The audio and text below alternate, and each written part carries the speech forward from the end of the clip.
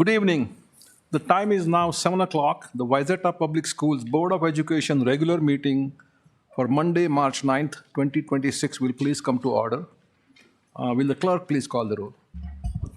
Colleagues, Heidi Cater, Yes. Here.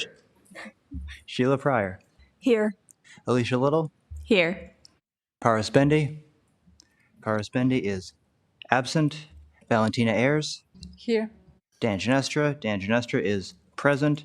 Milan Sahoni, Present? Chase Anderson. Here. Thank you. We have a quorum. Please rise if you are able to recite the Pledge of Allegiance.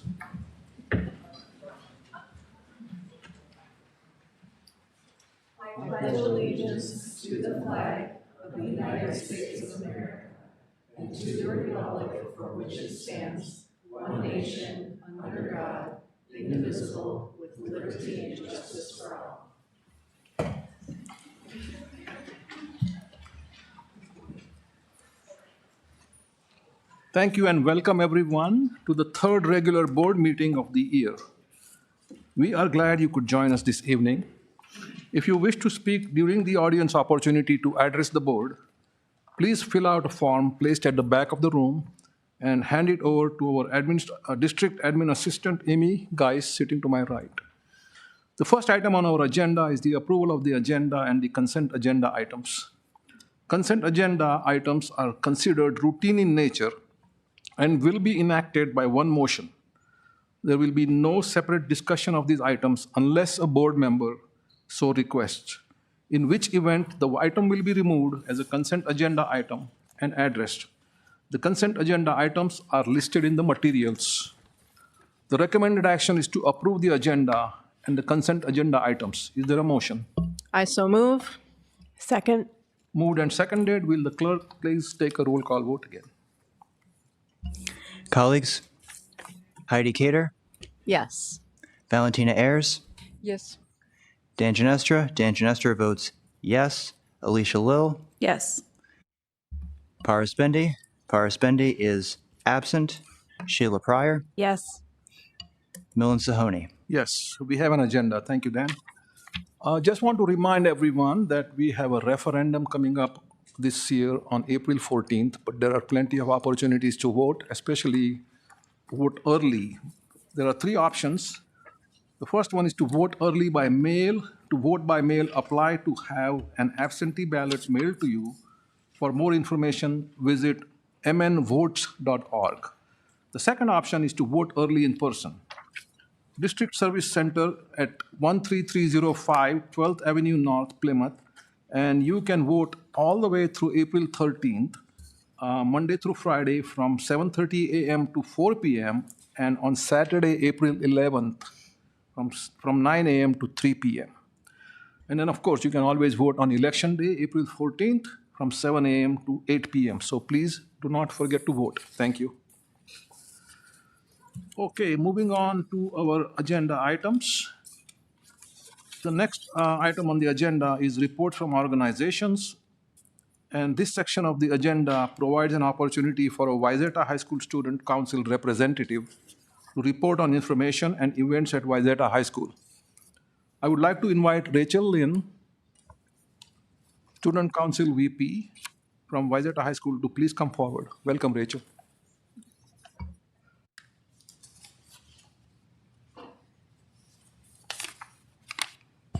Hello. Good evening, Superintendent Anderson, members of the board, and everybody else gathered here tonight. My name is Rachel, the Wayzata High School Student Body Vice President, and as the grass gets greener and the weather gets warmer, here is March's monthly report. To celebrate Valentine's Day, our high school's National Honor Society and choir jointly coordinated singograms. With just $3, students can send an a cappella group to classrooms and serenade their unassuming friends with love songs. My personal favorite was Can't Take My Eyes Off of You. All proceeds were donated to St. Jude's Children's Hospital. It's heartwarming to see how small gestures can go a long way to make someone's day. The first week of March was chaotic and thrilling for students interested in business or medicine, with DECA, BPA, and HOSA hosting their state conferences back to back to back. In downtown Minneapolis and St. Cloud, over 500 students total competed in various career-oriented competitions for a chance to qualify to the international level.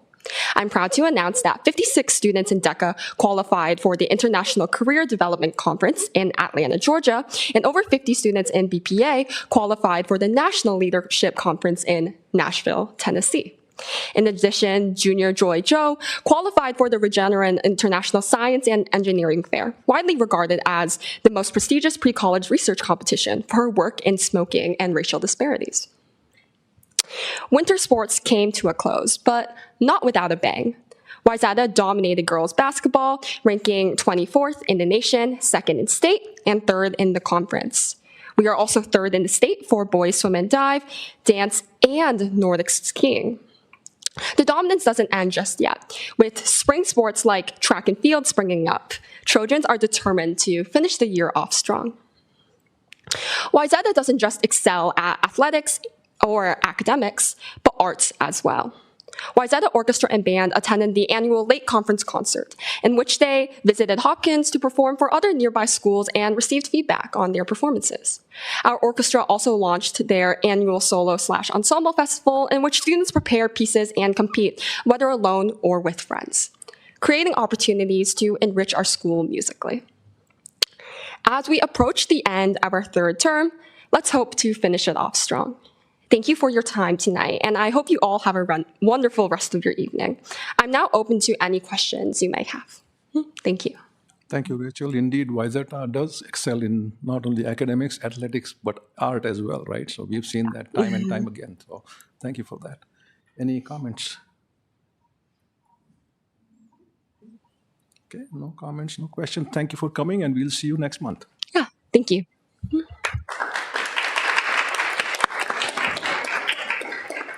All right, the next item on the agenda is recognitions, and my colleague, Director Ginestra, will join Superintendent Anderson at the podium.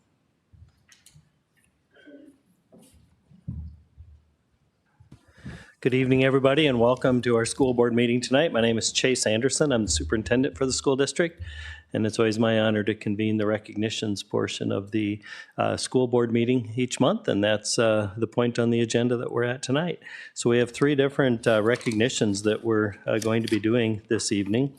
The first one is for our Science Bowl state champs from Central Middle School and Wayzata High School, and I know a number of those individuals are here, so I'm going to invite them forward. And Amanda, if you'd come forward too, the director for the program, and please come forward, and I'll read a little script, and then I'll give you an opportunity to share on their behalf.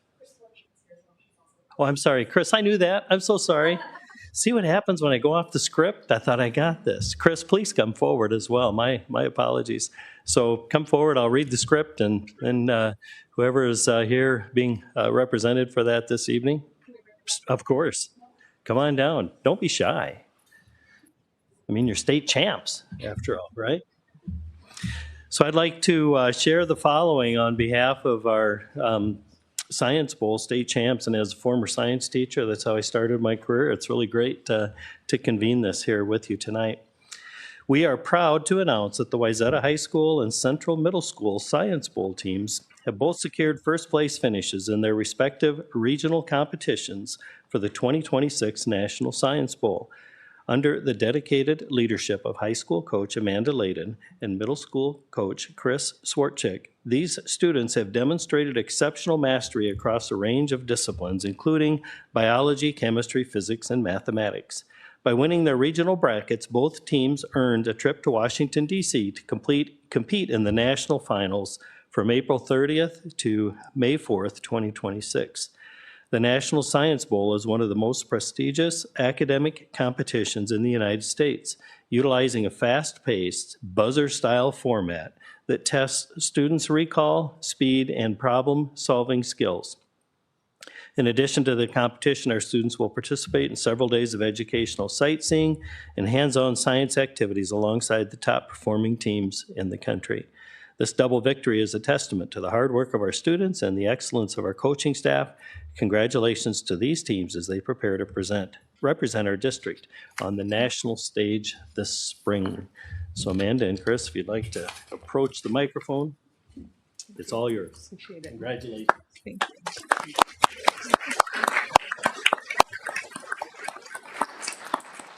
Thank you, Superintendent Anderson, Chair Sahoni, and directors of the board. We are pleased to be here. I'm thrilled to be able to share these four students that are present tonight out of the 5 who are on our team. And I know Chris Warchik is looking forward to bringing also the Central Middle School team on the national trip to Washington, D.C. as well.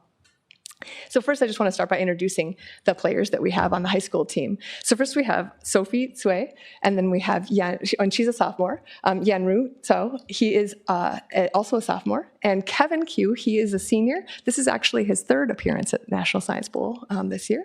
And we have Lu Yao Yang, who is also a senior. It is also his 2nd year who's going to be coming to Science Bowl. The team member who's not here with us tonight is Ratrika Mandal. She is a senior, and she is, I guess, leading dance practice tonight for Kathak dance. So she's unable to be here. It will also be her 2nd time coming as well. And it's these sophomores that blew our socks off. We knew they were going to be on a team in their freshman year, and here they are doing really well. So I just thought I'd take a moment just to tell you a little bit about Science Bowl, because I know not everyone knows what the competition is all about. And there was a great introduction by Dr. Anderson, but I just wanted to add a few things. It's hosted by the Department of Energy, and they have divided up the United States into 68 different regions, and we have one region here in Minnesota that we compete at. And it set that regional competition happened on January 26th at the Hamlin University, and we brought 3 teams of students actually, and our teams went through round robin competition with other teams and into double elimination. All 3 teams made into double elimination. And our Wayzata Team A was undefeated, so they did an extremely fantastic job.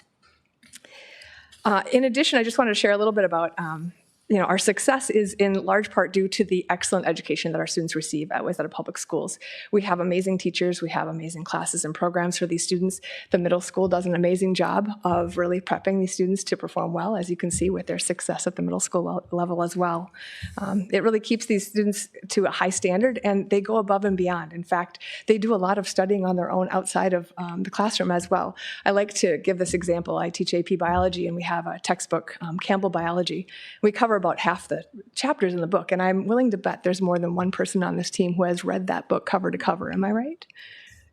Well, at least Aratrika has. The one who's not here has read it cover to cover. Maybe they're too shy to admit it as well. But yeah, there are students who've been involved in science fair. They've been involved in the research at the University of Minnesota, special summer programs where they're at prestigious institutions learning more about science, and they've really done an amazing job. And one thing I think is important to note is they've kind of created a self-perpetuating system. These students volunteer at the middle school. That I'm willing to bet some of you have gone to the middle school and helped out with practices at Central and West and East. And you can imagine the mentorship that happens between our high school students and those middle school students in this role. And we even have alumni who come back at winter break, and they come and share a little bit. And we even see them at the national and regional competition volunteering. So we really have this amazing culture of Science Bowl at Wayzata Schools, so it's pretty fun. I don't know if you mentioned it, this is our actual 9th time in a row going to nationals, so we're excited about that success and looking forward to doing well this year as well. I thought if I can do this, I would love to give you an example sample question. Would you be interested in hearing a toss-up question? And it'd be kind of fun. Feel free, students, if you want to buzz, I'll let you answer. What do you think? You can call a buzz even. So here's an example of a toss-up question. So you have 4 players playing against another 4 players on buzzers, and a moderator reads the toss-up question, and whichever student buzzes in first is able to answer the question. And so here's an example toss-up question for you. It's math, short answer. How many diagonals does a 15-sided convex polygon have? Kevin! 90 is correct. Several people knew that answer, I could tell. I'll give you another one because it's fun.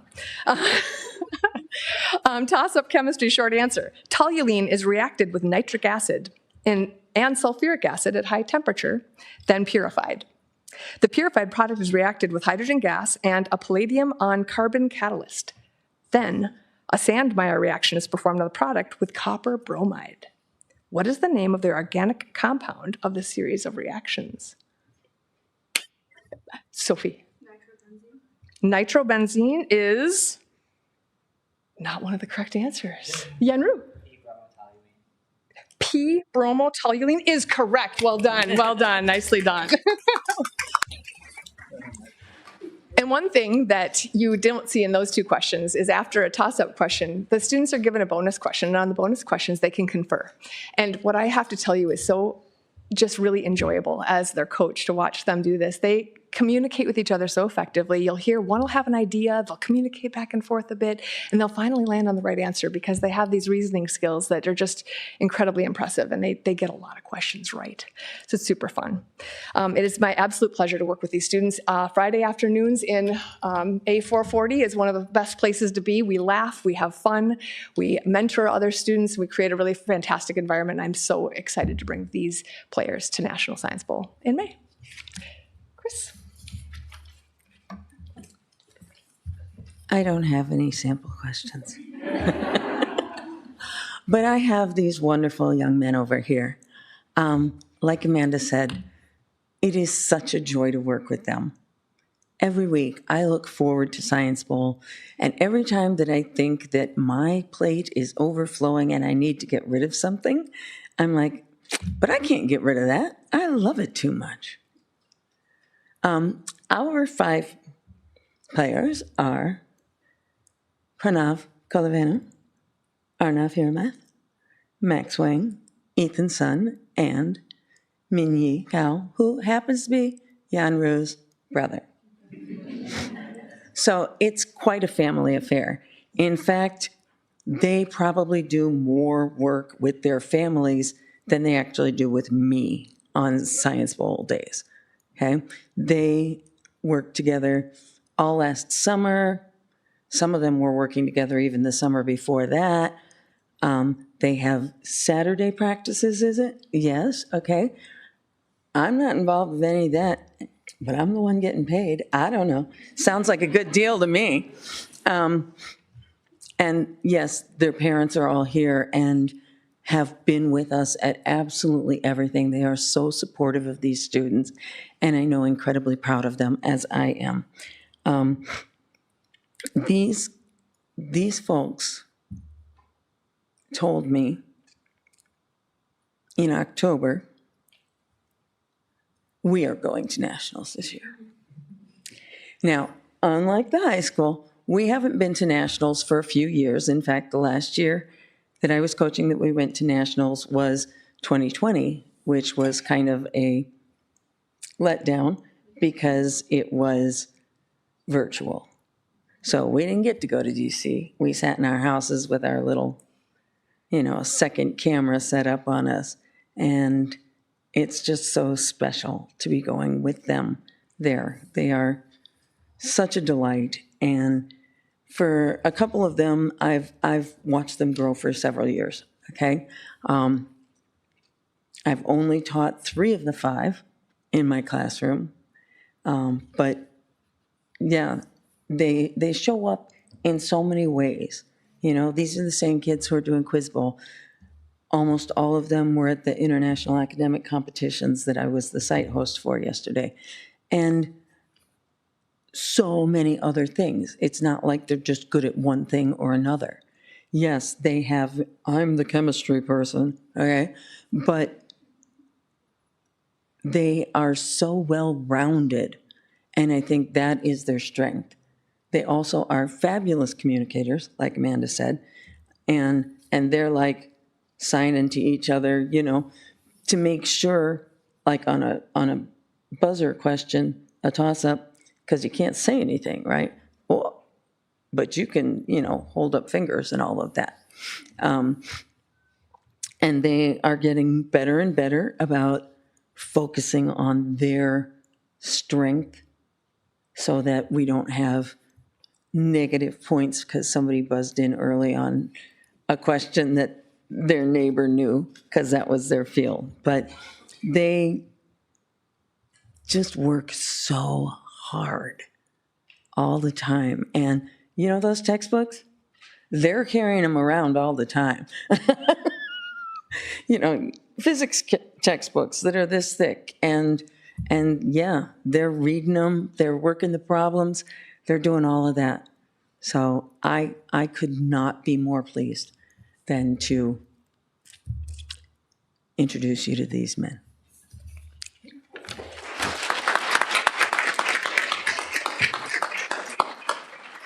And we're gonna do 2 rows, so some of you get on the ledge there would be great. And I see you both have your awards, so maybe you can have a couple of you in the front row, but we can come over here.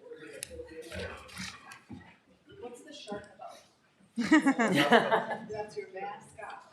Okay, so like you on the back row, and then the others in front, so we don't get too light. There we go. Okay, so make sure you can be like, so we got both the awards in the front row. And then Dan, did you maybe go over by Chase? Okay, scooch a little bit closer. There you go. Okay. On 3. 1, 2, 3. Congratulations.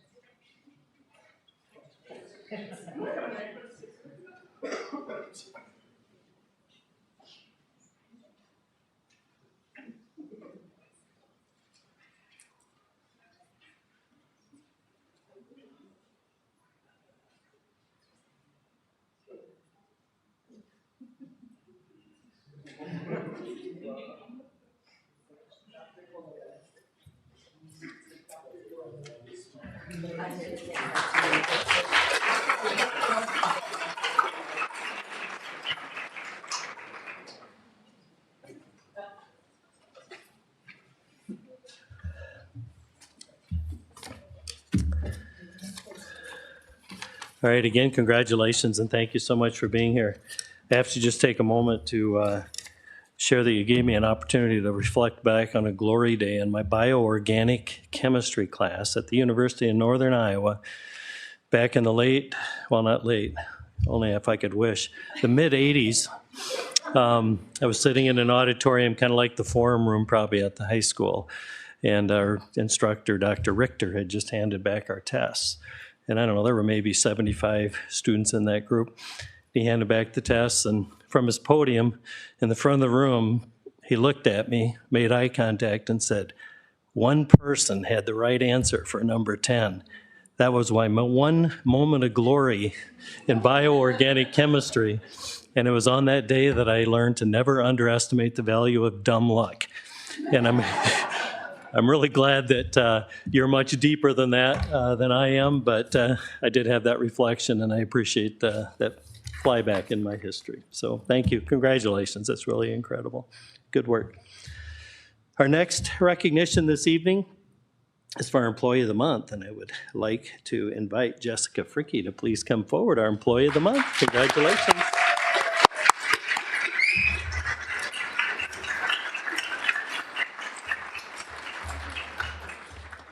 And I'd like to share this nice script on behalf of Jessica. Congratulations. It's so wonderful to see you here tonight. And then we'll give her a chance to share a few reflections as well.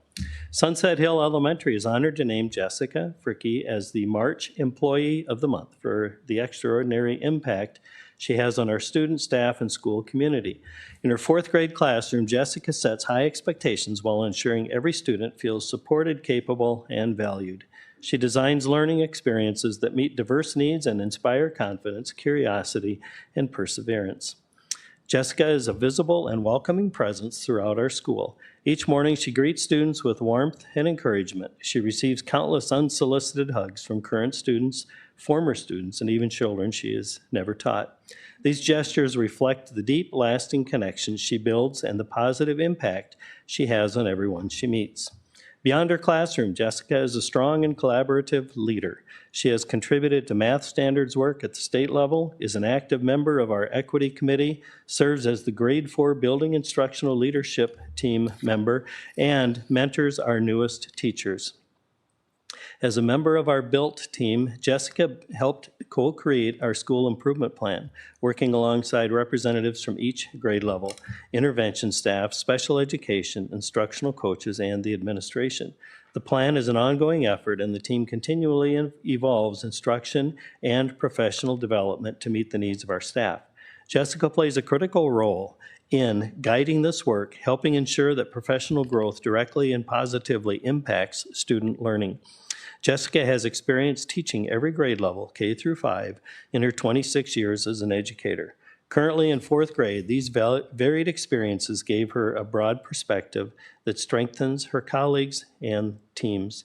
She embodies today's professional educator, recognizing that teaching is evolving and increasingly complex. She focuses on what she can influence, always keeping student success at the center of her work.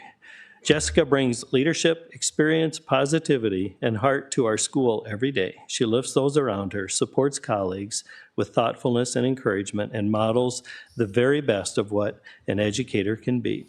Her dedication, expertise, and strong focus on student success make her truly deserving of recognition as Sunset Hills March Employee of the Month. Jessica, congratulations.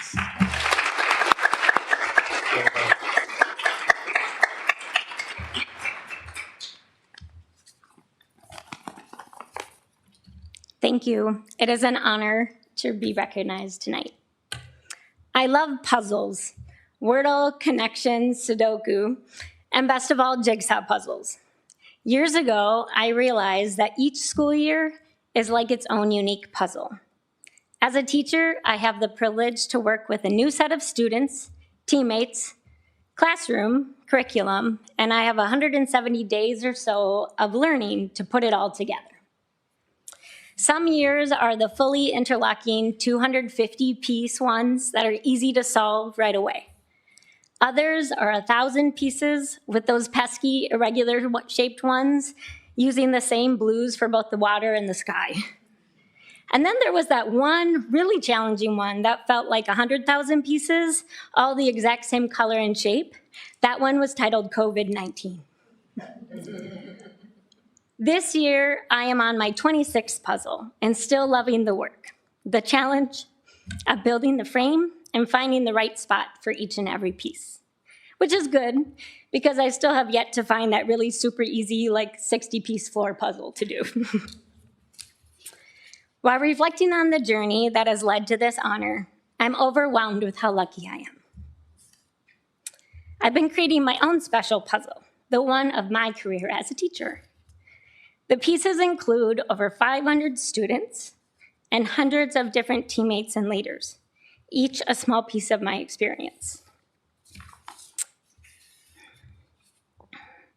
There's a few special pieces of my puzzle that are here tonight.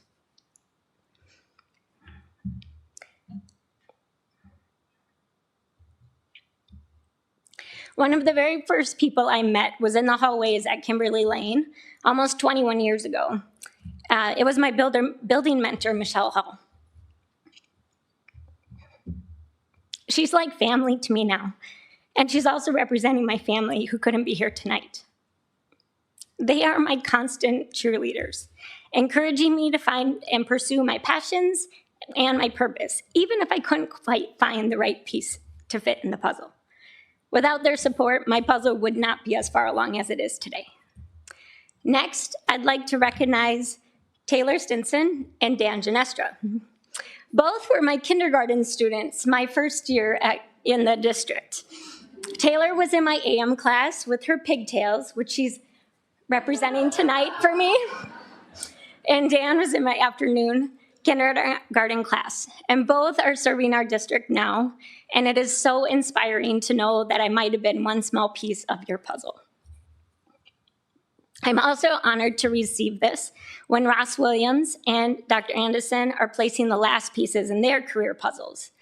Their leadership has led me to new learnings that have greatly shaped my philosophies and my practices. Their impact is greater than they will know, and I will miss you both. But we still get a few more months. To my Sunset Hill colleagues, I get the opportunity to learn and laugh with you every day. Our puzzles may be challenging, and yet we're in it together. We lean in, we labor, and we love our community.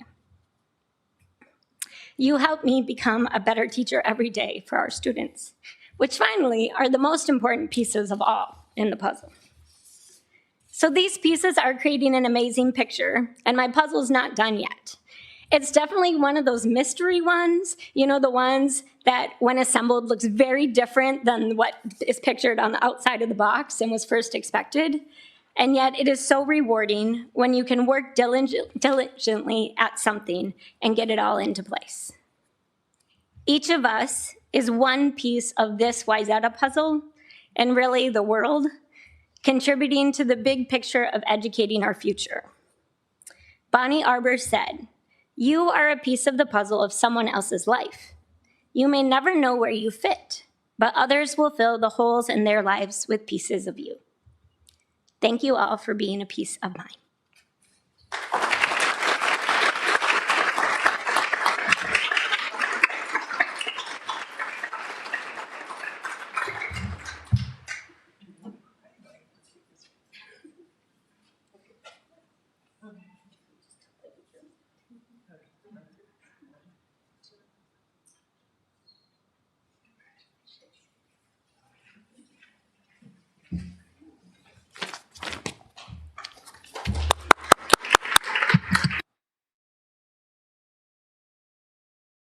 Congratulations again, Jessica, and thanks for the big cheering crowd to be here. That's close to a record, I would say, for Employee of the Month. So you clearly have made a deep impact on your colleagues and your students and their families. So well done and congratulations.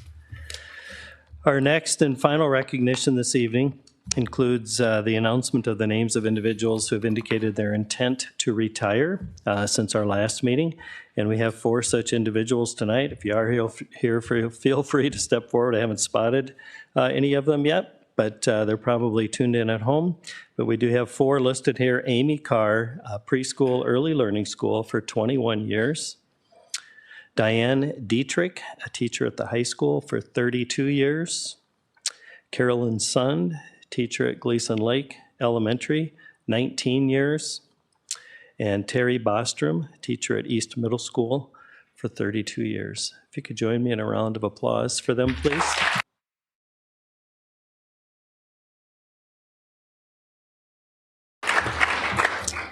We appreciate their contributions to the school district over the time that they've been here with us and wish them well in their retirement. And I'm sure they're looking forward to the remaining months of their school year, and their legacies will live on, and we greatly appreciate everything they've done.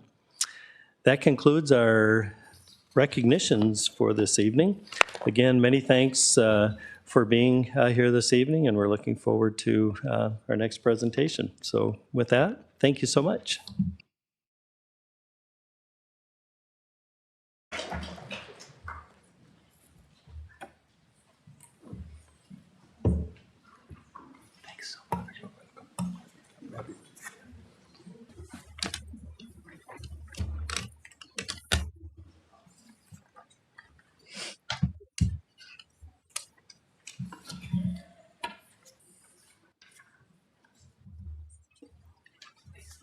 Okay, congratulations to the honorees, and thank you, Dr. Anderson and Director Genestra. Moving on to the school spotlight presentation. Tonight, the spotlight is on Sunset Hill Elementary, and I'll turn it over to Executive Director of Teaching and Learning, Dana Miller, to make the introductions. Dana. Thank you. Good evening, members of the board, Dr. Anderson. It is my privilege tonight to be here with arguably the favorite part of the month at our school board meetings, and that is our school spotlight. And tonight's a little extra special because we'll be highlighting Sunset Hill and their work to really implement some of the work we've been doing at the district level and bringing that together specifically in their kindergarten around PLCs, the CEL work or CEL, and how that has all come together in literacy specifically at kindergarten. So it's really exciting to have them here and to have you see some of that work you've been hearing so much about play out in that role. I'd also, though, be remiss if I didn't take a moment for us to acknowledge that this will be Principal Williams' probably last school spotlight. And so I just want to take a moment to recognize him as he plans to retire at the end of this year. And so we want to make sure this is a really special board meeting for him. So if we could give him a round of applause for his service, please.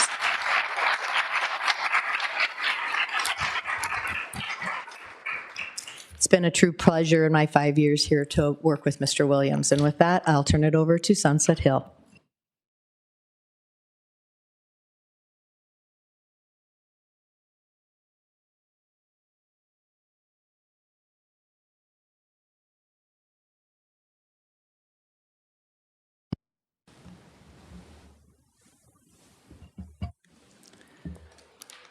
Kind of shocked every time I have to get these out. So forgive me. Good evening, Dr. Anderson, Chair Sohoni, and members of the board. I'm Ross Williams, principal of Sunset Hill, and I'm grateful for the opportunity for you to hear about the work of our kindergarten team this evening. Joining me are probably some members of our instructional leadership team, probably in our audience behind us. Maybe they could raise their hand. I also believe that we do have some of Morgan Hoagland, who's our kindergarten team lead, her teammates with her tonight as well in the back. Special thanks also to Julie Schneider, our district literacy specialist, and Hillary Farrington, our buildings literacy coach. They're also behind us, and I know that Julie will be joining Morgan here in a minute. At Sunset Hill,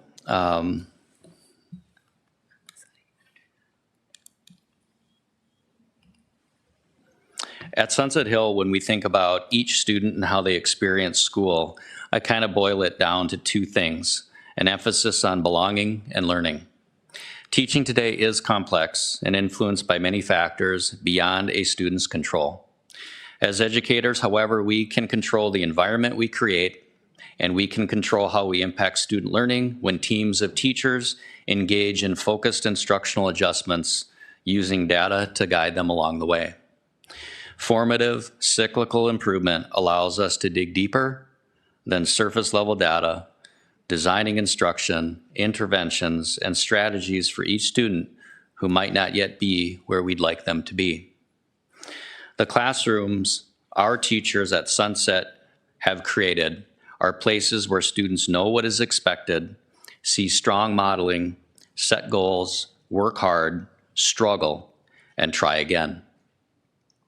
Tonight, our focus will be on sharing some of the work one of our teams has thoughtfully engaged in around literacy. Our district has been deeply invested in professional learning through the Center for Educational Leadership at Washington University. One framework we have referenced a lot is this inverted instructional triangle. This inverted pyramid reminds us that all of our work is in service of students. At the top is the student experience, what we want students to feel, think, and do.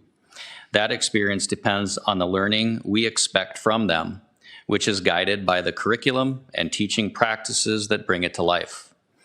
Bringing this vision to life requires collaboration across classrooms and teams. Student growth is not the work of a single teacher today. It emerges when teams work together with clarity and purpose. In our PLCs, teams focus on the cohort of students they serve, align their work to specific learning goals, student data, steady data, make instructional decisions, and support one another in refining that practice. Collaboration often extends beyond individual classrooms as teachers partner with literacy coaches, intervention staff, special education colleagues to ensure students progress successfully from one concept, idea, or skill and the next. Observing strategies, sharing feedback, and reflecting together accelerates learning and strengthens instructional impact. A key part of this work is first by identifying essential standards, the knowledge and skills students must master to succeed at the next stage, whether that is the end of the year, the next grade level, moving on to middle, high school, and life. This ensures instruction prioritizes learning that builds the strongest foundation for future growth. At Sunset Hill, PLC teams review student and instructional progress weekly, guided by 4 key questions. What do we want students to know and be able to do? How will we know they have learned it? How will we respond when students have not yet learned it? And how will we extend learning for students who already understand it? These questions keep our focus where it belongs and help ensure that each student is learning and progressing as they should. The actions taken within our PLC teams, and specifically in kindergarten tonight, really do move up and down within that pyramid, always with those questions in mind. Just as the inverted pyramid shows that our work is in service of students, the instructional staircase shows how teachers move from current practice toward an ideal state of instruction. Each step represents deliberate growth, refining strategies, aligning to essential standards, and collaborating with each other. The first step represents one's current state. At the top is the ideal state, where instruction fully supports the student experience, which I defined in that pyramid.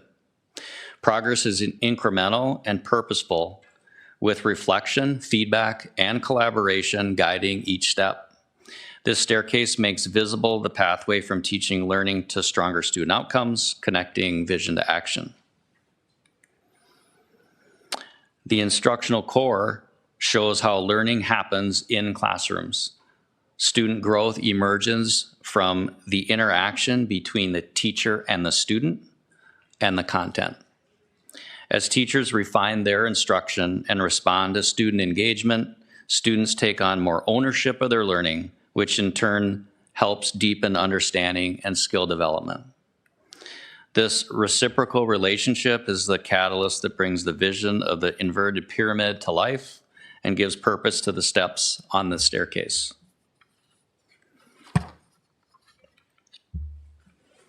With all this in mind, the following is our kindergarten team's literacy goals this year. They are working to ensure that 100% of students can decode CVC words by this spring.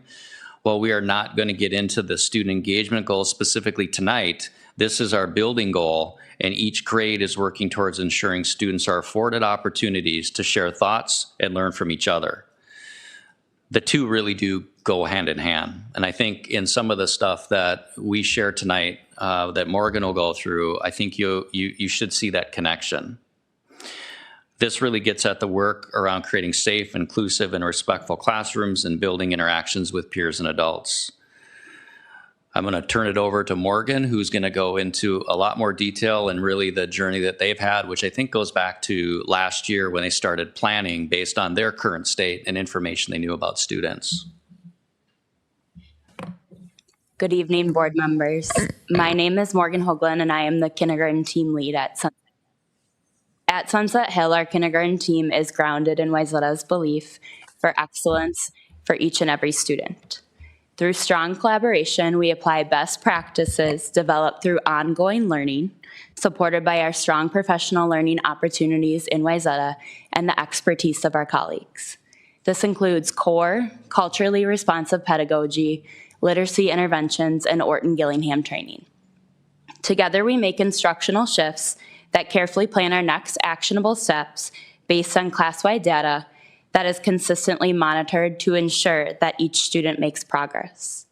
When we focus on collaborating with our colleagues and learning new ways of doing things, we see results in our classrooms and with our students, and we are excited about how these things have come together for us this year. Building on our collaborative work as a kindergarten team, we continue to leverage Wayzata's PLC process, professional learning community, to move all students forward.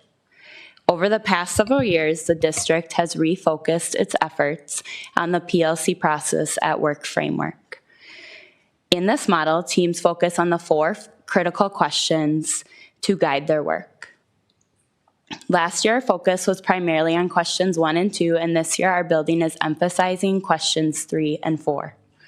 My team has been intentional in addressing these questions each week, reviewing grade level data to determine next steps for students who have not yet mastered skills. We then develop targeted intervention plans to support these learners while also considering how to further extend the learning for students who have already mastered the content. Throughout this presentation, you will hear me talk about a cycle and the different cycles that my team went through to collect data. A cycle was our goal and focus for the time being. Once we reached 80% of students in the grade level mastering that cycle, we were able to move on to our next goal, and we continued to check back on the students who had not yet mastered the content. Throughout this presentation, I will go through the 4 different cycles that we went through. Hello, Dr. Anderson, Chair Sahoni, members of the board. My name is Julie Schneider, Instructional Coordinator for Literacy in the district. And thanks for really engaging to listen to the work of this amazing team, Morgan here and her teammates, humbly back there. All amazing that I get to be play a supporting role in their work in my role here in the district. I'm here to share a little bit of where this work comes from, as well as how it connects to our district mission and vision for student learning. As you know, as a district, we are committed to continuous improvement, and this team, being part of their PLCs almost weekly, exemplifies this principle in their daily work in the way that they talk about, think about, and focus on students together. Each year at multiple levels across the district, data review is an ongoing process, examining needs, setting goals, and monitoring and adjusting as needed. And it's one thing to say that, but I get to see them in action, really thinking about their specific students most weeks, which is a really exciting place to be. In my work as instructional coordinator, I support teacher professional learning, and one of Wayzata's district actions aligned to the READ Act is that all kindergarten and first grade teachers and many second grade teachers are trained in the Orton-Gillingham approach that Morgan was referencing earlier. OG is what we call it for short, Orton-Gillingham OG. It's a multimodal structured literacy approach aimed at mastering foundational skills for students. All teachers in the district, K-5, and now actually we're in phase 2, so moving on to literacy teachers and 612 as well, have READ Act training through OLA, or CORE. Those of you members of the board that were here in 2024 will remember when we started this endeavor, and we continue onboarding new teachers with this state-required training. OG is kind of an additional Wayzata-specific layer provided for our teachers on top of that base coat of OLA, CORE training. Last May, reviewing Sunset's data and knowing that sometimes you see if they're making a difference means doing something different. That is something this team was already living and thinking about. They were already very intentional in focusing on foundational skills. But at this time, we also knew that there was an OG curriculum supplement coming out that we could consider. So myself, administration, Hillary Farrington, literacy coach, and the team met just to see if this was something that might be part of the doing something different, and met with them to brainstorm and determined if this was the lift they would be willing to take on, and they were all in. And it's been a lot of work. So as you see that we're all in, that is what this team exemplifies all the time when we come to challenges. Let's see. Okay, so Morgan will be specifically sharing about their collaboration that I get the privilege of witnessing throughout the year, the adaptations they've made, what they've seen specifically impact student success, and the exciting data that they're seeing weekly as they collaborate and put their heads together around the table to solution seek for specific students. And I'd like to emphasize what you see on the screen on the left-hand side is the district-wide plan. They implemented the same plan as that all kindergarten teachers across the district had access to September and October. That was created by a small team of teachers, including Morgan, myself, Hillary Farrington, literacy coach, and Fehrenbach, in response to really thinking about how to ramp up CCC, our core curriculum's learning plan, using OG strategies. So this team did that, and then they just took it up another notch to think about weekly data collection so they could respond to our kindergarten learners really early on and capture those students that Morgan was referencing that weren't mastering concepts as quickly, and really think right away, not later on, but right away about what to do for those students who weren't yet consistent and confident in those skills. Now you'll get to hear more specifically from Morgan about the work of their team, their collaboration, and their really all-in approach to helping our kindergarten students, each and every one. Thank you, Julie. So the first data that we collected this year focused on whether students could identify and write the letters in their first name. As a team, we carefully discussed what success would look like for students, ensuring everyone was clear on what mastery meant. While this may seem simple, it required intentional effort to make sure we were aligned and precise in our expectations, focusing on PLC question 2, how will we know all students have learned it? With this shared understanding, we created a success criteria to place students in 3 different categories: need support, progressing, and mastery. Each week, we reviewed the data to guide instructional shifts and plan targeted interventions, ensuring students received the support they needed. From the data table shown, you can see that we were quickly able to move students from needs support to progressing, and from progressing to mastery. This was the fastest we have ever seen students learn their first names, which is a result of intentional collaboration, careful calibration of expectations, and data-driven decision-making. When we first collected data on students' ability to identify and write the letters in their first name, 38 students were in the needs support and progressing categories. As a team, we created a targeted intervention where students were able to identify their name with capital and lowercase letters, build their name with manipulatives, trace their name, and write their name independently. Within 2 weeks, the number of students needing support went from 38 to 17. We identified that these remaining students had additional fine motor needs, and so we created a second name intervention, which is the one that's in the red. And with that intervention, students were able to trace their name with an Expo marker, trace their name with a Q-tip, and build their name with Play-Doh. Within 2 weeks of utilizing that name intervention, we only had 5 students left in the grade level who needed support with their name. This progress reflects our team's intentional collaboration, ongoing monitoring, and use of data to drive targeted instruction. In Cycle 2, we collected data on students' ability to identify their letter names and letter sounds. We defined a success criteria utilizing the tiers of support. Mastery indicated students who were able to learn the content with Tier 1 instruction. Progressing indicated students who needed some additional Tier 2 support from the classroom teacher or classroom para. And needs support indicated students requiring the maximum Tier 2 interventions. As a team, we planned targeted Tier 2 interventions, including letter tracing books, letter sand cards, and activities to match upper and lowercase letters. These interventions were planned to provide repeated exposure, reinforce letter recognition, and engage multiple senses to support all learners, particularly those with limited prior experience and fine motor challenges. This approach allowed us to use data to guide and ensure every student received the support they needed. Looking at our data, we can see that at the beginning of October, 40 students were not successful with retaining the information within Tier 1 instruction and needed Tier 2 support from the classroom teacher or para. By the end of October, that number had dropped to 20 students still needing Tier 2 support.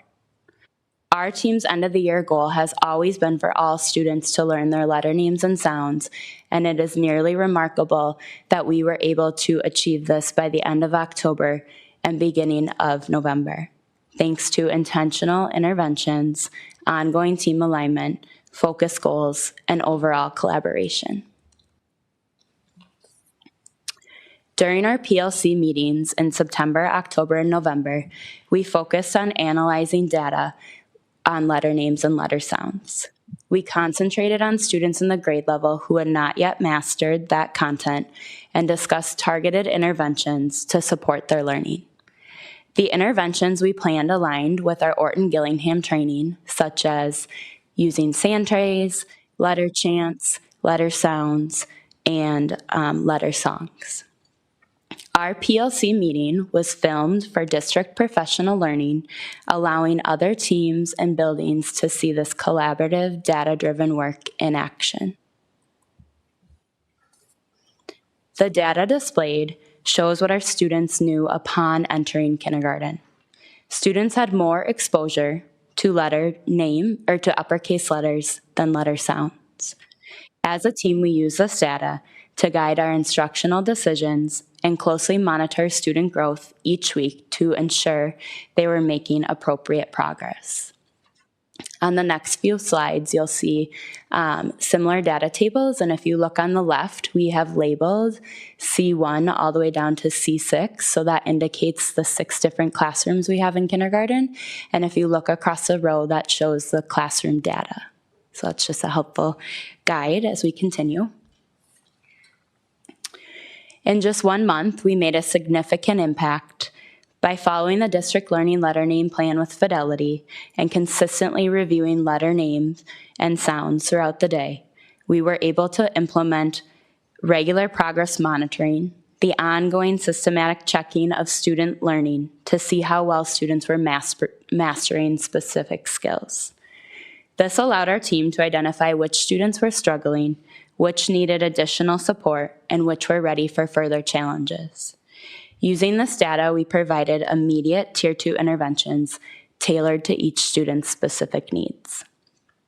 Progress monitoring is a key part of the PLC process because it ensures that instructional decisions are informed by data, interventions are targeted and effective, and team collaboration is purposeful and results-driven.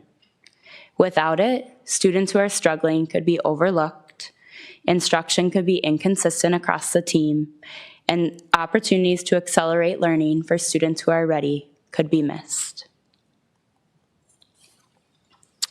As a team this year, we decided to teach letter sounds using actions and chants. Research and our district professional development show that multisensory strategies like movement and rhythm help students remember letter sounds more effectively. Pairing sounds with actions engages multiple senses, supports phonological awareness, and allows students to retain and recall information more quickly. The letter chants were part of the district learning letter name plan, and we reviewed them several times throughout the day. Our students loved singing the chants and doing the actions, and this approach helped all of our students learn their letter sounds more efficiently. The data displayed shows our grade level results from the October benchmark, where all students were assessed on uppercase letters, lowercase letters, and letter sounds. This was a major celebration for our team, reflecting on the work we put in the first 2 months of the school year. By closely monitoring student progress, we were able to ensure that all students were moving forward, and when students were not progressing, we adapted our instruction and intervention to meet their specific needs. Our team's goal for the end of the year is that 100% of kindergarten students can decode CVC words by May, and CVC stands for consonant, vowel, consonant. To monitor progress towards this goal, we created weekly CVC assessments where students are assessed on 15 words. Initially, we provided a high-level scaffold where we provided students with the red, yellow, and green tapping dots under each individual letter. As students progressed, we reduced support and went from colored dots to black dots, and eventually we removed the scaffold entirely. This approach allowed us to track student growth, provide targeted support, and gradually build independence in decoding. Our kindergarten team is using the Core Phonics Survey, which is a research-based assessment that measures students' phonics skills, including letter sound knowledge and decoding. This survey allows us to monitor student growth, identify who needs additional support, and guide targeted instruction and interventions. We administer this survey 3 times throughout the year, with the final survey in May, which helps us determine if we met our goal of 100% of students can decode CVC words. When we gave the initial assessment in October, you can see that many students were not yet proficient. As you can see, with consistent daily practice and exposure to blending and decoding, and the intentional use of strategies from our core training, which was part of the Minnesota READ Act, our January data shows tremendous growth. Looking at the data on the screen, you can see that last winter when we gave our students the Core Phonics Survey, they were progressing and needing support with decoding CVC words. When you look at our winter data from this year, you can see that some students are progressing and others have mastered this concept. Being intentional about the data we look at and discuss each week has led to positive improvements in our students' learning. As a team, we are constantly collaborating on strategies and interventions we can utilize with our students who need support. As a team, we created a set of success criteria so we were all in agreement on what exceeding, mastery, progressing, and need support looked like. Understanding our look-fors as it relates to student success is something we come back to each week to make sure we are making the appropriate shifts. This is the first cycle where we had an exceeding category, but we did have some students in the grade level who were able to read the words without saying each individual sound. This table is very exciting to look at. In December, many students were in the need support and progressing categories. As a team, we responded by providing these students with daily Tier 2 interventions.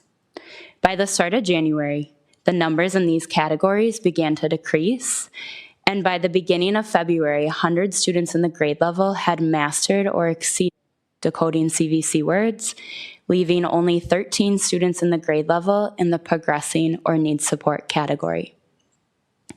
These results reflect the power of the PLC process by regularly reviewing data together, collaborating as a team, and making targeted instructional shifts. When we respond immediately to student needs, we ensure that every learner is supported in mastering foundational literacy.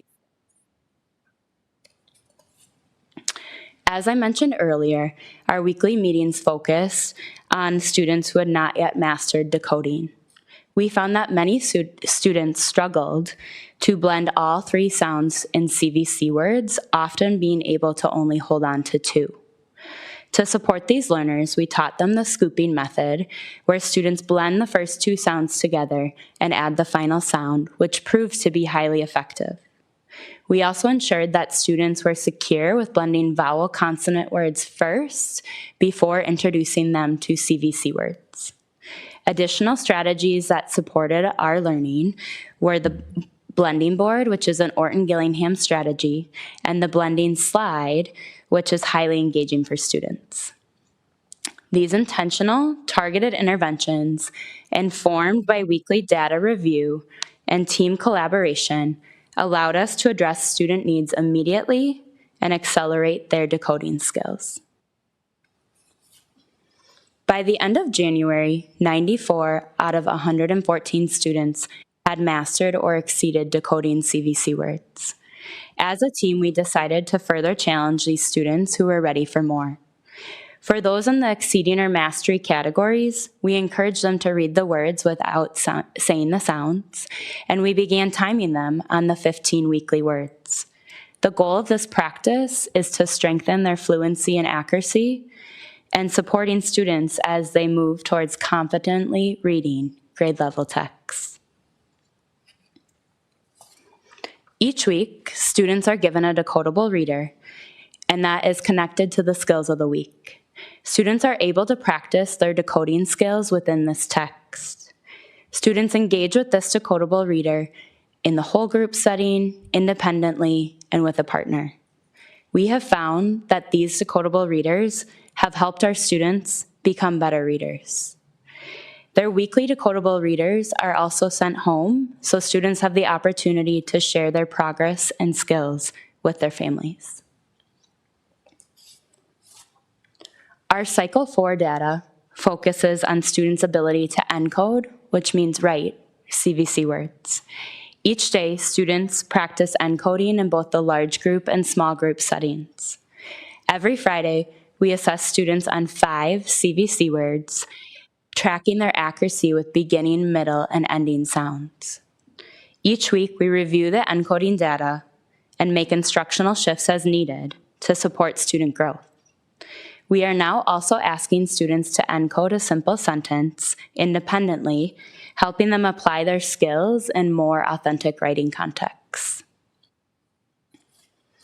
Because we know how powerful daily writing practice is for learning, we structure our instruction to make sure that students have frequent opportunities to spell and encode words. Throughout the year, our encoding data has consistently been stronger than our decoding data.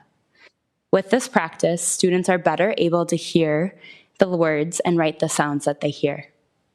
This is evident in the data shown here. At the beginning of December, we had 96 students who had mastered encoding CVC words. Each week, the number of students in the needs support category has steadily decreased.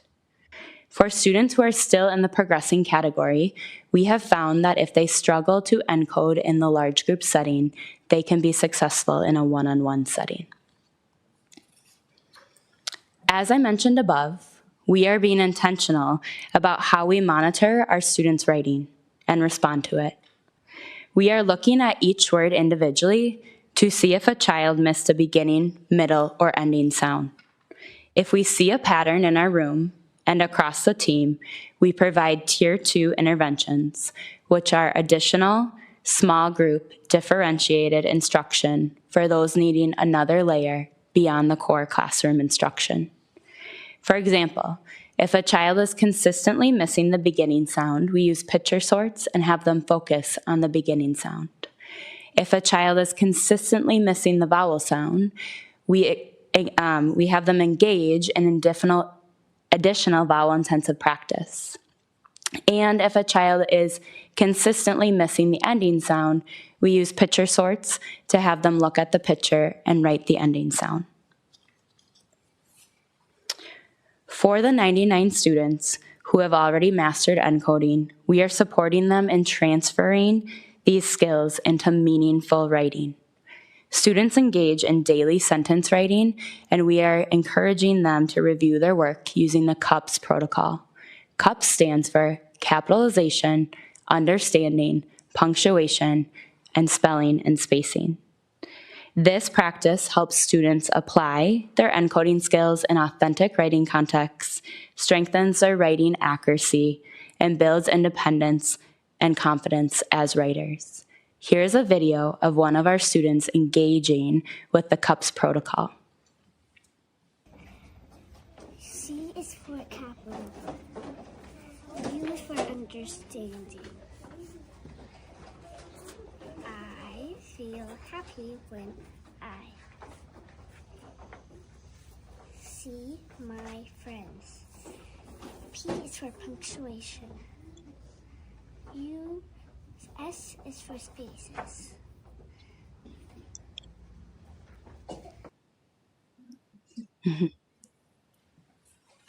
Oops. Is ham. Thank you. Sorry. Here are a few different video clips we have to show of our students at Sunset Hill engaging in the work we talked about throughout this presentation. You will see a variety of ways that students practice their encoding and decoding throughout the week. Go ahead. To get a tin pan for the bun. The pan is hot, it said Jim. The bun got hot. The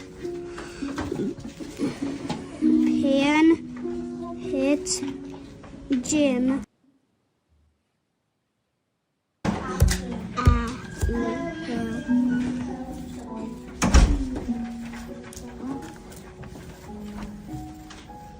The word is rug.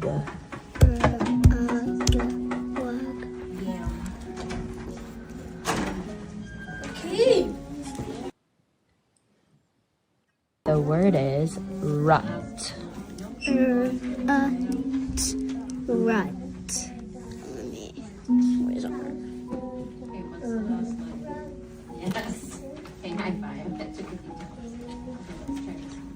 Tap the word rat. Tap the word rat. Tap first. Rat. Good.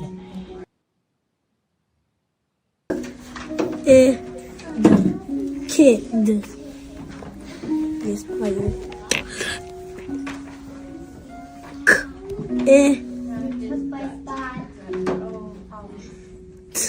Kit. Jog.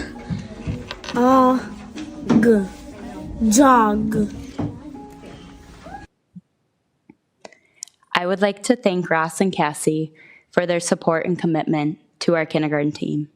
I would also like to thank the Teaching and Learning Department for allowing us to pilot this curriculum and for all the support they have provided our team this year.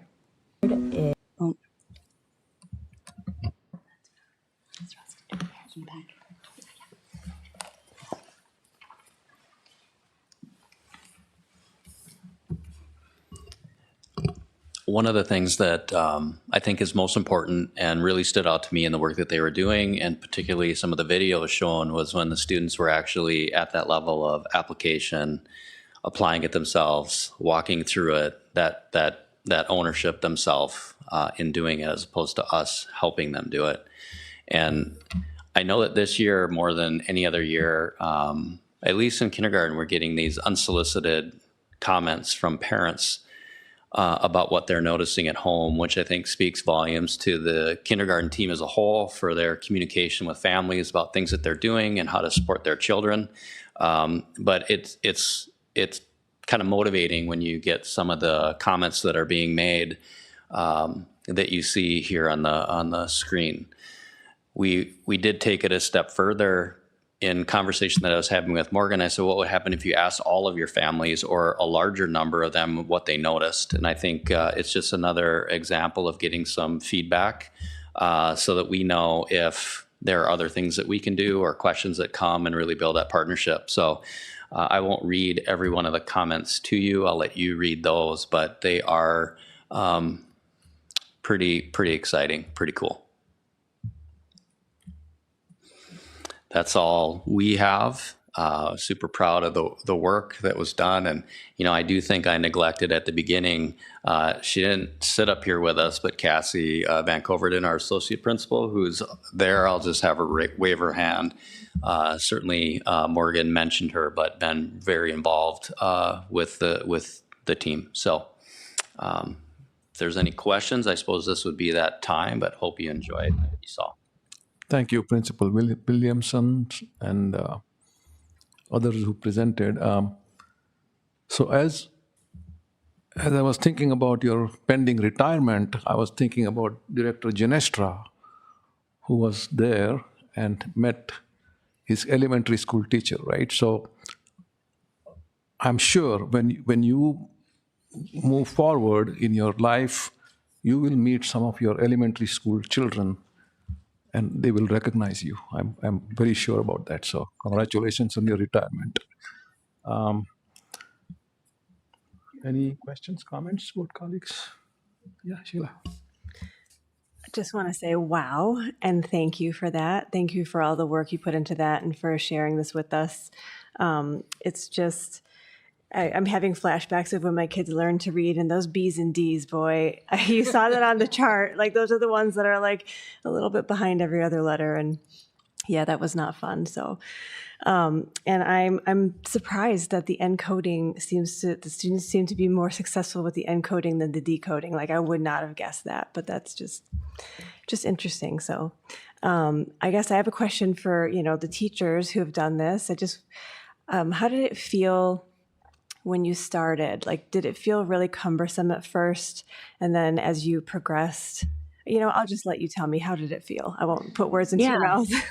I've been a teacher at Sunset Hill for 8 years in kindergarten. And like Julie mentioned earlier, I was on the team that created that learning letter name plan. And one thing that we really thought about this year was how we needed to be tracking our students weekly to see who was slipping through the cracks. Because in the original plan, we take 6 weeks to introduce all the letters, and then we don't assess students on where they're at until the end of that. And so we wanted to be intentional and know who didn't know the content each week. And so we kind of use that to drive our instruction. And every single week we're coming with data to our meetings just to make sure we're not missing any kids that are slipping through the cracks. And, I feel like we've talked as a team that we've never known our students as readers and writers this well before.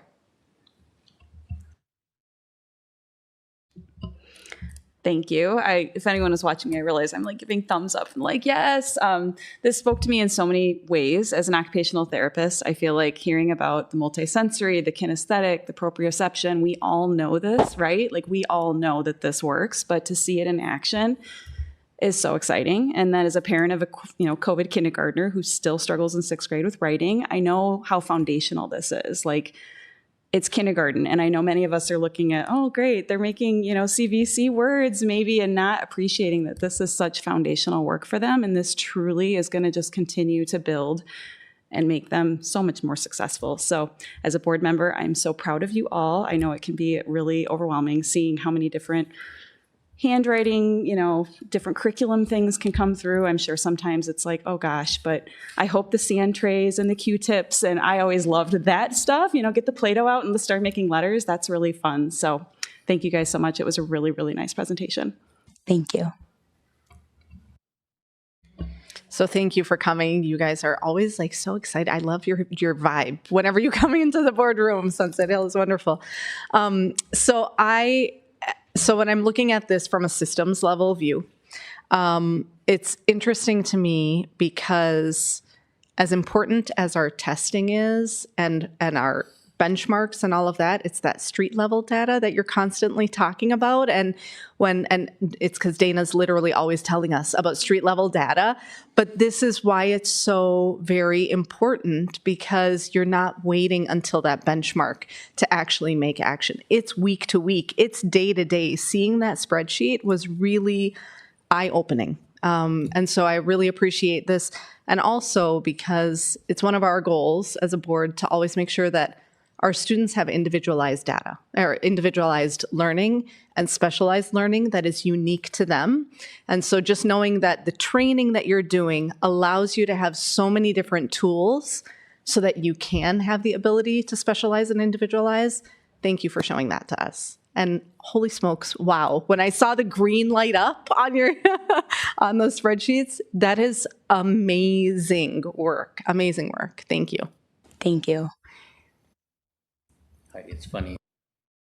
It's funny that you mentioned the green, because when we were putting things together, in looking at it, I'm thinking, gosh, that's a lot of numbers and things. I said, but the best part is just look at the colors. That's all that you need to know. So. But even in those ones that stayed red, they were in the red, I looked at those in particular, and the growth within those was still phenomenal. So that's what it's all about. Just wanted to share with you that I am right in the middle of REDAC training, so my tired eyes are showing probably. I passed module 3. I have 6 more to go. We'll try. And I also took some notes, to be honest, to take for myself. I might be investigating because we're doing a little bit different, but I'm always open because as I like how another teacher was saying, kids are like puzzles. With some of them, whatever you did in the past, for some reason, doesn't work. And I always like to learn something and to get something from someone. So I wrote down some ideas for myself. Thank you very much. And yes, you should be proud of. And there is something to learn from you. Thank you. Yes, we're very excited about the work that has been done. And we knew, like Julie mentioned earlier, we needed to do something different just because, a lot of our kids enter with limited prior experience. And so, like you mentioned, the street data is something that we need to really lean in on and track our students each week to know where they're at. Thank you. This has really been a fantastic presentation. I'm grateful for it. I remember actually and was reflecting on the presentation we heard from you guys 2 years ago, and now really set the stage for this, fantastic conversation we're able to have. I have one question. If you wouldn't mind going back to the learning letter names plan slide, I had a question. That one was at the beginning. Yes, Julie talked about it. This one? Yes, thank you. I was curious if you could share how the order of these letters was determined. Yes, and I might have Julie speak to that.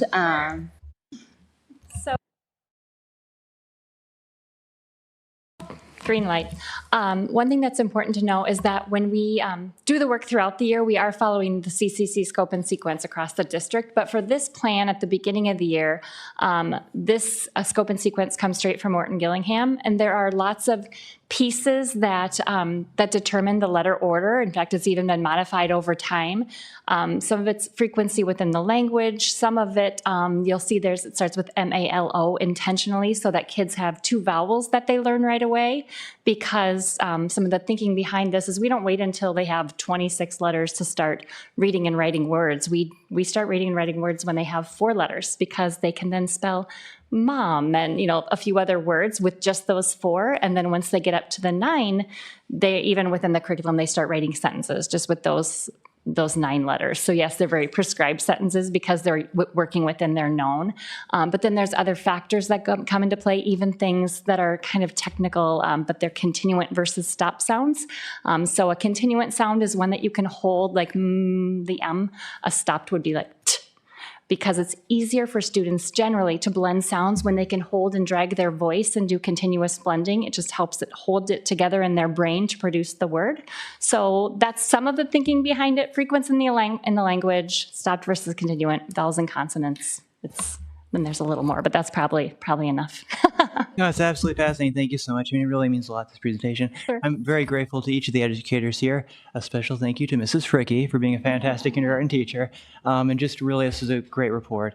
To the principal and associate principal here, this is fantastic to see, and we're excited for the future of this program. Director Mahoney, before you ask your question, and I'm wondering, this really took a lot of risk from this kindergarten team to put themselves out there and try something different. It's been a huge lift, so they're making it sound maybe not as much as this. So I'm just wondering, Morgan, I know the rest of your team is here. Could you introduce them too, so that the board can thank them as well for their work? Yes. Yes. So, Hillary. And yep, you can raise your hand when I introduce you. Callie Crow, Emily Lashua, Sarah St. Peter, Chloe Sackett was not able to be here, and Melissa Johnson was not able to be here either. And Hillary Farrington is our literacy coach, who has been along this work with us as well. So grateful for all of them to lean in on this with me too.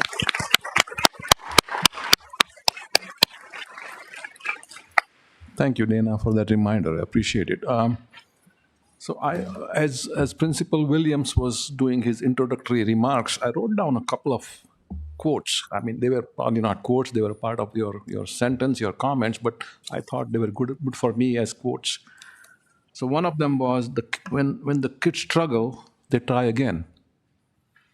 I mean, how profound is that, right? We tend to give up at some point. I hope they keep struggling and keep trying again, then keep struggling, keep trying again. Eventually, they succeed. So I thought that was very profound. And then the second one was, student growth is not the work of a single teacher. Another very profound statement.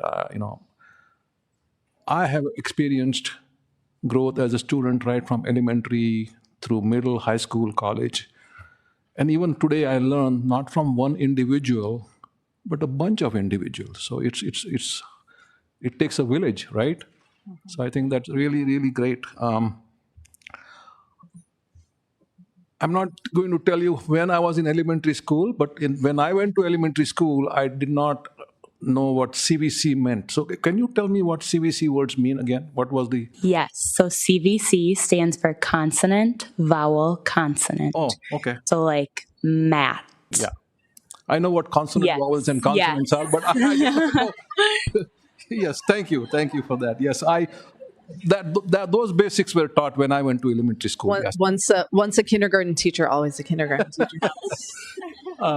And then one more, if you want to go back to slide 23 again, this might be totally ignorant on my part, so please forgive me for asking this question. 23.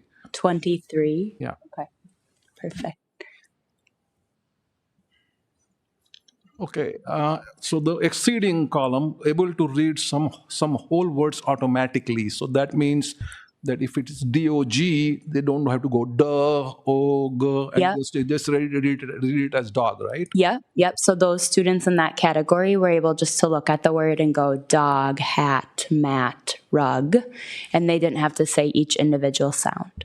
I'm good, right? So thank you for that. That's all the questions I have. Again, let's give them a round of applause for everything. Thank you.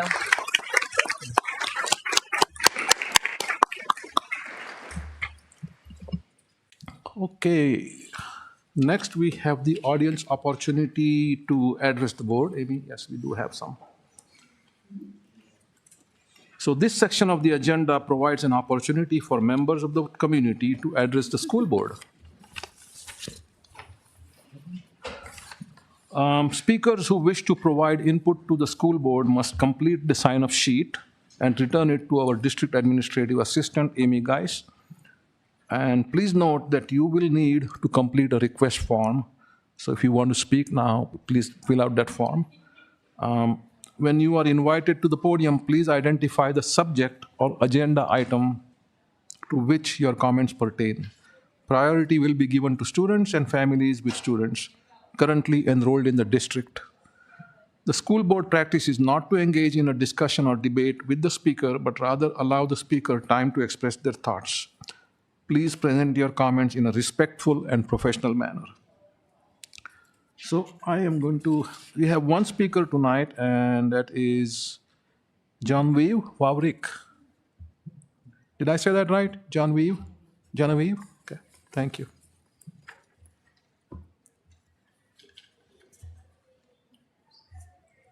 You have to press the button.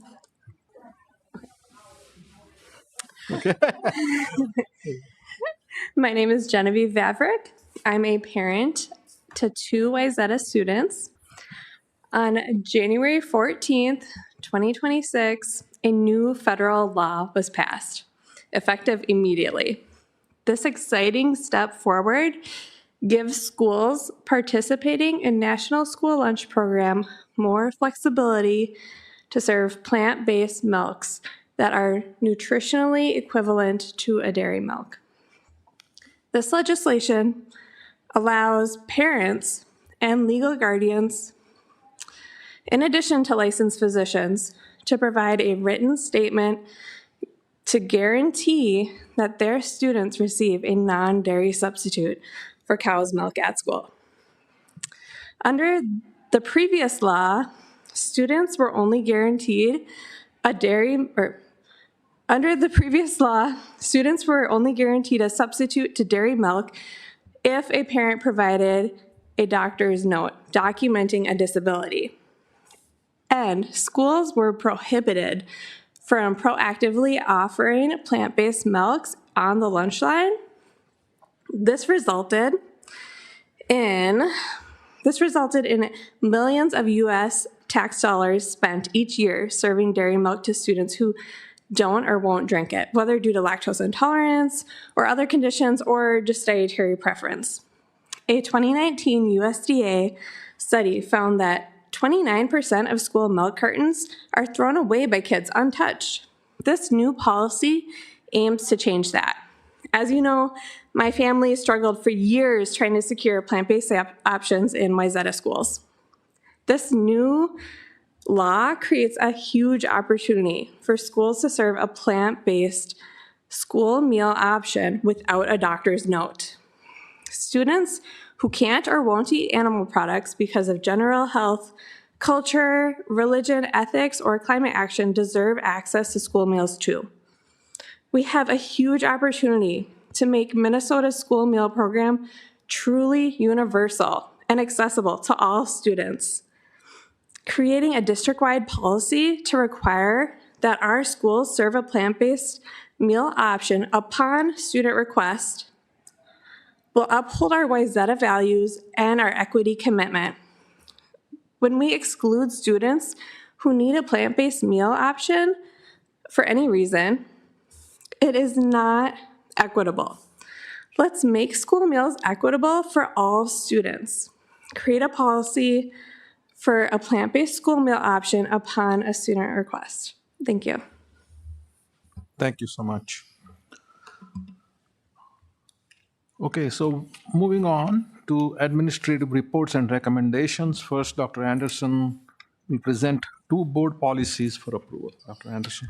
Thank you, Mr. Chair, members of the board.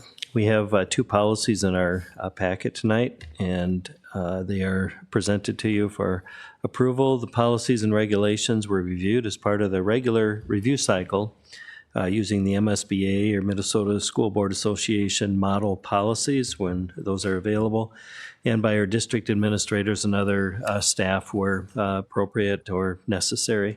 So final review was completed by the policy committee of the school board. The two policies that are in your packet for this evening are policy 101, legal status of the school district, and policy 104, school district mission statement.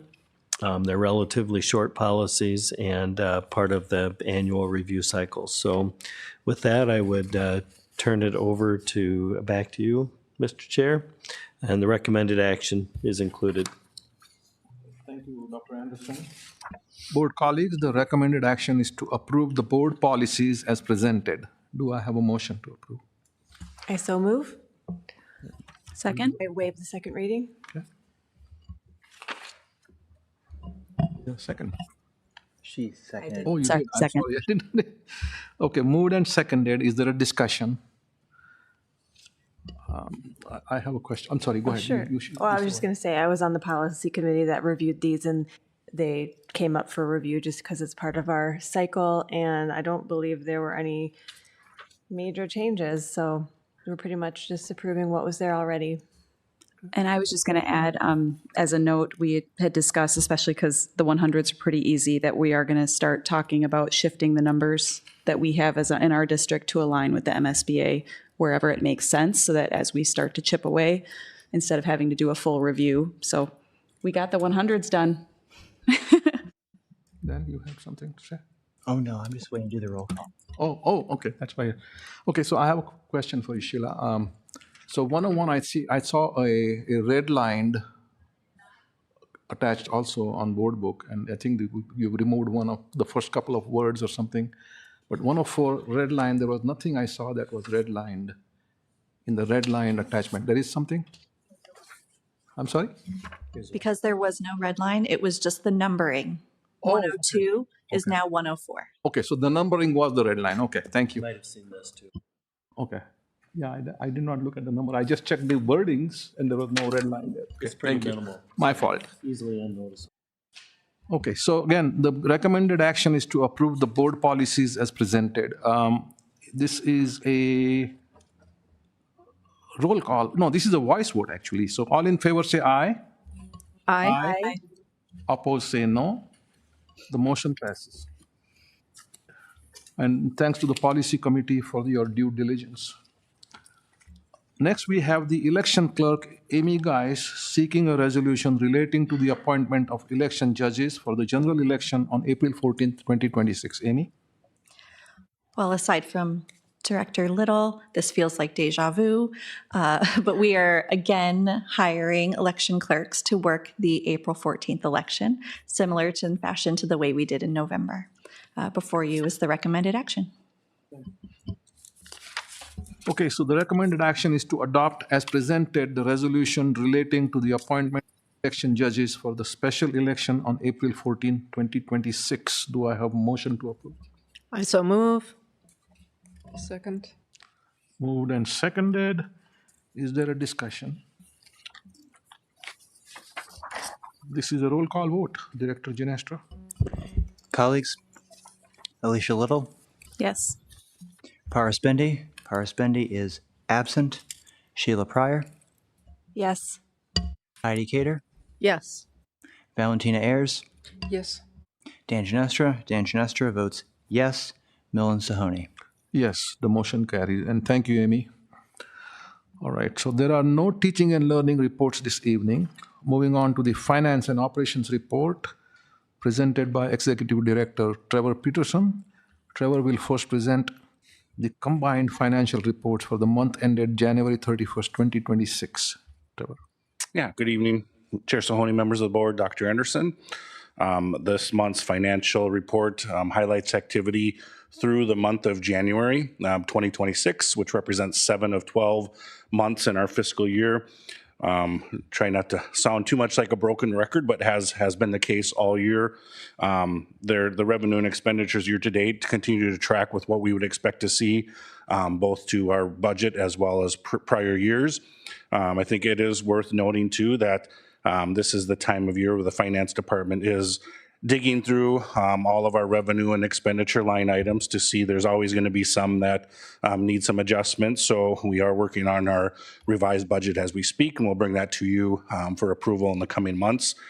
So there certainly are a few individual line items that will be tweaked or revised in a upcoming budget. But for the most part, when you look at our revenues, for the general fund, our revenue was about $123 million, or 53% of the budget for this year. That's slightly less than the 54.3% from last year, but as we reminded the board, last year we did have some ESSER funding remaining that needed to be spent and drawn by the end of September.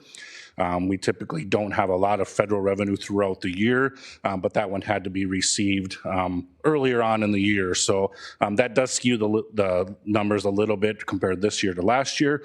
But aside from that, everything is right in line where it's supposed to be. Our general fund year-to-date expenditures were around $109 million, which is 45.9% of our budget.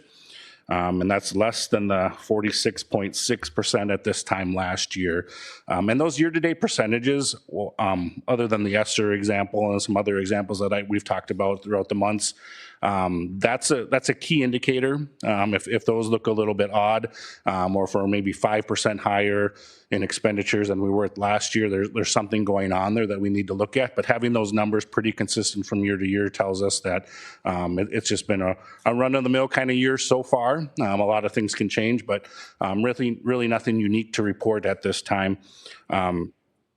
Like I said, we do expect to see a revised budget coming up in the coming months. So the other thing I want to mention is that due to the superintendent search and some full days last week, the finance committee of the board did not have an opportunity to meet and go through these in a little finer detail. So with that, if there are any questions or comments, we'd entertain that at this time. Otherwise, there is no recommended action. It's just informational at this time.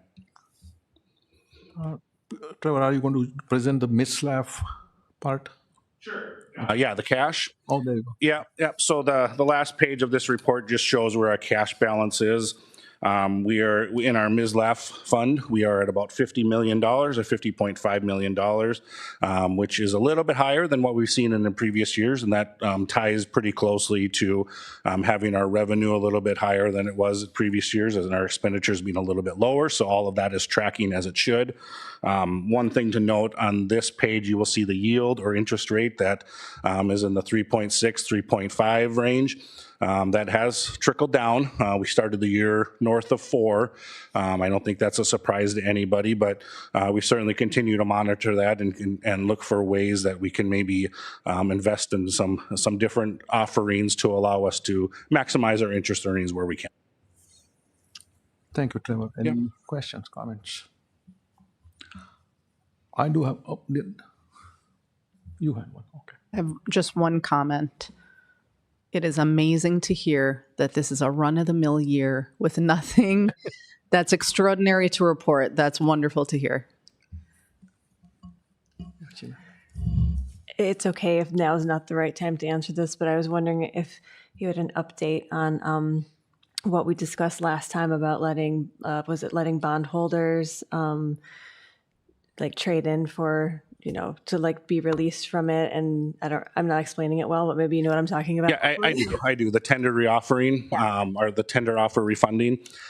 So actually about 10 minutes ago, we received what's called the preliminary official statement. So that's the booklet that gets sent to the potential bondholders, basically given all the demographic information about the school district, and that happens anytime you go out for these kind of things. So we as a district, or me, I have to sign off on that. The window to start accepting those, I believe, was March 12th, so it hasn't happened yet. So really, there's no update on that side, but other than we are continuing to progress nicely. We're right on schedule with where we'd expect to be, and hopefully by this time next year this time next month, we'll have more information about what that might look like. So, nothing yet, so to speak. Tor, I have a question. I've been thinking about this for a while now. The Finance Committee gets to hear from the U.S. Bank folks about the OPEB. I don't know if they present the MISLAF part of it or not, but this doesn't have to be done, but do you think it might make sense to have them come here maybe one time in the future for the whole board to understand those things? Yeah, certainly. I don't see a problem with that at all. And you're right, the OPEB committee does meet quarterly. I think we have one scheduled up in the upcoming month or weeks here. So, but yeah, certainly it's. I think the timing is right for that, because we're having some different conversations than maybe we've had in recent years as to what some of those different investment options might be. So as we kind of work towards that might be a great opportunity to bring that information along to the full board too. So it's a good idea. I would ask Chair Heidi you're the chair, right, of the Finance Committee, to see if that's something that can be done. I've spoken to Danny when he said, if you are ready, you guys are ready, we'll come there. Yeah, and I think that would tie in nicely to maybe bring forward some sort of state of the district, kind of a financial, maybe a deeper dive into our financial status too. So we can put that all together. Okay, sounds good. Thank you so much. There are no other questions, comments, but let's move on. Thanks again, Trevor. There are no human resource services reports, and there is no board action this evening. So final item on the agenda is board reports.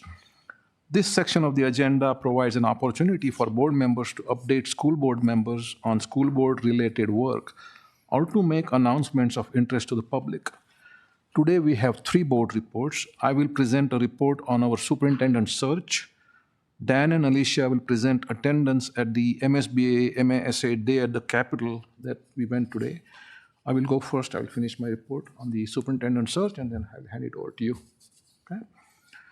So this is basically for the public. I know the school board knows about this in and out, and that culminated in this selection of the finalists last Friday. So I'd like to briefly recap the process that led to the selection of our next superintendent, Dr. Rob Virgin. From the start, the board was committed to conducting a thorough and community-informed research. So community-informed search. We gathered feedback from parents, staff, students, and community members to help guide the leadership profile for the position. We received a strong pool of candidates. A board subcommittee conducted the first round of interviews and recommended 3 finalists to the full board. The full board then interviewed those finalists, reviewed references, and spent time in thoughtful deliberation. Following that process, the board voted to select Dr. Virgin as our next superintendent. We are excited to partner with him as he begins his work serving our students, staff, and families. I'd like to thank my fellow board members, our community, and all the candidates who participated in the process. Thanks are also due to Barb Dorn of MSBA, our own Dave Lutz, our HR Executive Director, Amy Parnell, Communications Director, and Amy Geis, our District Admin Assistant. Thank you so much for all the help you have provided. I'm now going to hand it over to Dan and Alicia for their reports. Hi. Well, I can't believe that was just this morning. This has been a long day for a few of us up here. So this is my first time attending the MSBA MASA Day at the Capitol. So I'm just going to give a brief overview of kind of what our morning looked like. After the welcome, we were able to hear from a panel, a policy committee leadership panel. Mostly it was education focused. So it was a nice variety of representatives from around the state.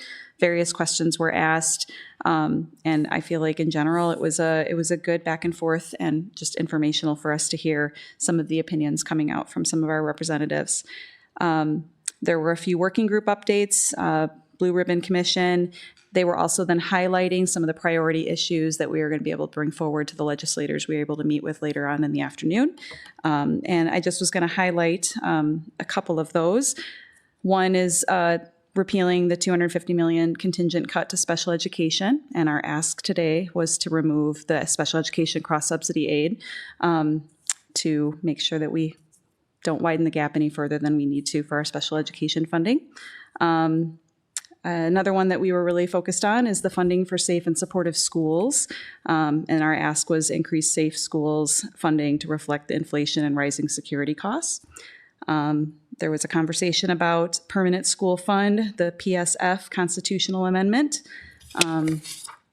The ask on that is to support a constitutional amendment to adopt a 4.5% of market value model for the permanent school fund, increasing and stabilizing education funding without raising taxes. Statewide school district employee health insurance program, and doesn't necessarily impact us, but coming off of the MSBA convention earlier this year, there is also something asking, it's called school board composition, and the ask is to provide a process for smaller districts with fewer than 1,000 students who are having trouble recruiting school board members to go down to 5 school board members. And I think that was it for me. I'll let you go, Dan. Thank you so much, Alicia. It was a fantastic experience visiting the Capitol and engaging with legislators. We were fortunate to meet with Representative Patty Acomb of Minnetonka, Senator Ann Johnson Stewart of Minnetonka, and then Senator Bonnie Westland of Plymouth, where we had great conversations about the topics that Alicia mentioned. We discussed the Safe Schools levy. That levy has not been increased in about 10 years. So currently $36 is being levied per student. We would like to see that increased to ensure the safety of each and every student in Wayzata Public Schools. We also talked about the very unfortunate special education deficit right now in the state budget, totaling $250 million. We heard a great presentation, though, from Superintendent Marcy Dowd of Intermediate School District 287, talking about how this deficit could be alleviated, as well as other opportunities to right this debt. So I am very grateful for the legislators for taking the time to meet. We also were able to share with them Wayzata Schools' upcoming referendum and asking them to tell their constituents about the opportunities to vote in the near future. So I think that concludes my report. It was really a great opportunity. Thank you to MSBA and MASA for putting the event together. And colleagues, it was great joining you. Alicia Milland and then Superintendent Anderson joined us. So thank you very much. Thank you, Dan. Anybody have any questions or comments? Dan, Alicia? Don't ask me, just ask me. So, thank you, everyone. This concludes the Wayzata Public Schools regular board meeting. The next board work session will be on Monday, March 23rd at 4 p.m. Is there a motion to adjourn? I so move. Second. Moved and seconded. All in favor say aye. Aye. Aye. Aye. Opposed, nay. The motion carries. The time is now 8:40. The Wayzata Public Schools Board of Education regular meeting for Monday, March 9, 2026 is adjourned.